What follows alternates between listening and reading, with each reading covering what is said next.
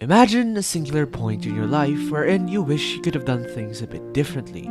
Currently, life sucks. You live in a dead-end job, or maybe you have no direction in life nor the drive to do anything. Or maybe nothing has been going your way and you just simply feel miserable. One at times would wish that they had chosen this path or to simply relive it to have no regrets. What if you were given an opportunity? An opportunity to right some of these wrongs. An opportunity to give you a second chance in life. An opportunity to change what was overlooked in the past so that it will become a brighter future instead. Well, look no further. And before you say anything, it's not erased, and it's not your typical isekai, nor is it this one. Well, did you guess? Well, I wouldn't know. You already know from the title anyways.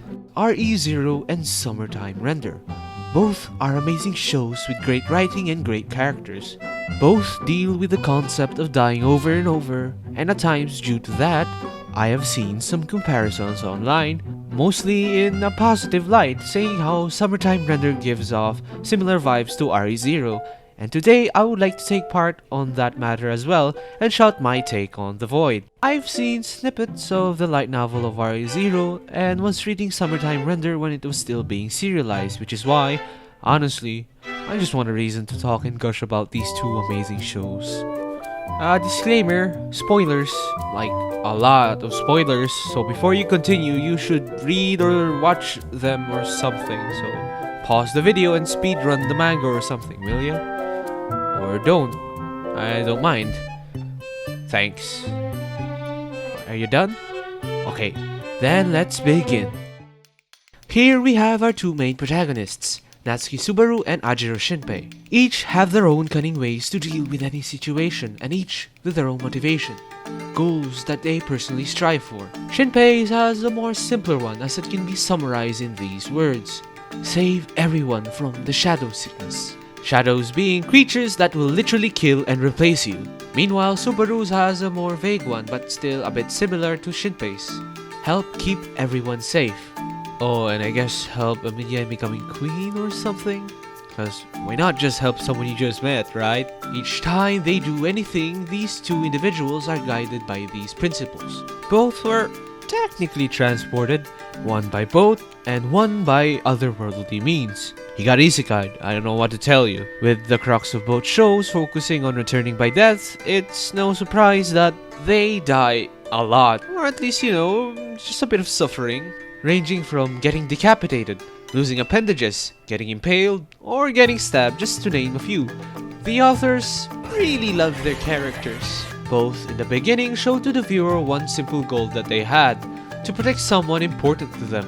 Along the way, they meet quirky individuals, ranging from extremely hot characters to your main guy, your bro, your compadre, the best boy. They are tasked with defeating monsters, beings that both of them could never hope to beat. But thanks to the help of certain individuals, the heroes are able to persevere, one step at a time.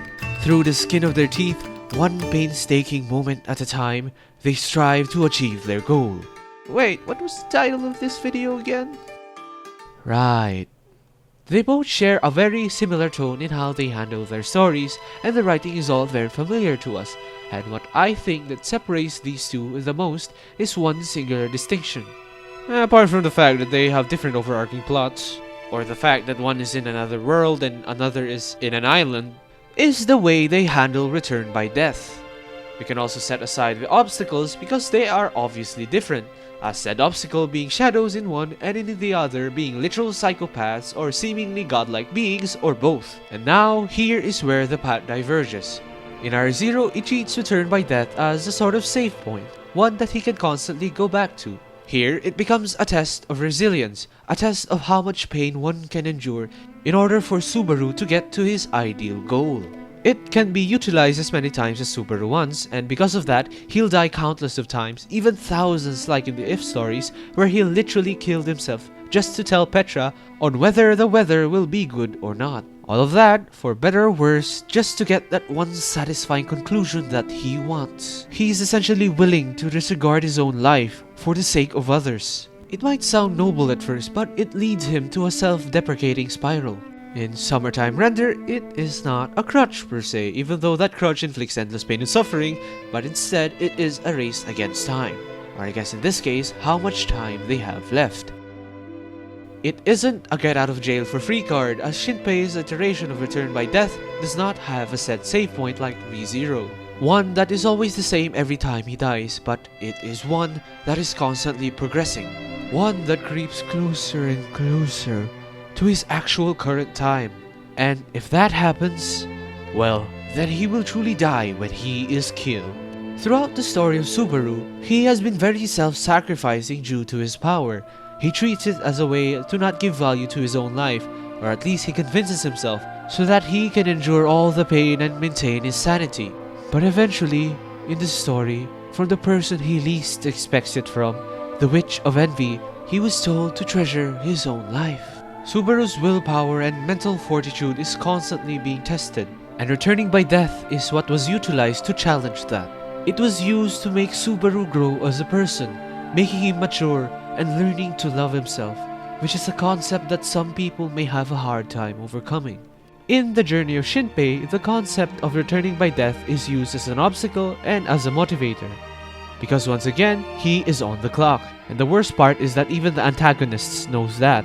Heck, they even explained it to him how it even works in the first place. And to make matters worse is that they are also capable of following Shinpei ever since he was marked. Here, Return by Death is utilized as a way to make Shinpei adapt, to make him always be on his toes as even his enemies can predict his next moves.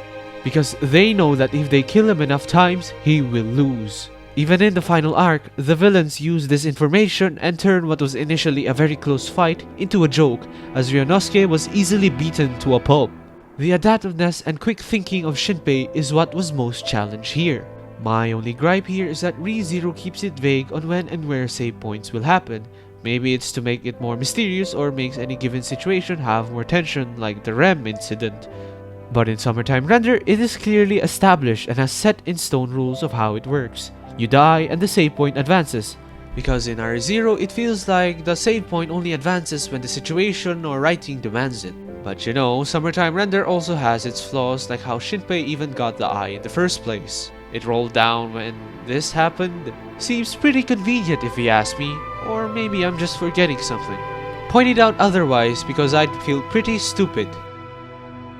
Both incredible shows that I'd personally rate as some of my favorite anime. And that basically wraps up my short little presentation for you all. So this has been Dezay. I hope you enjoyed your stay.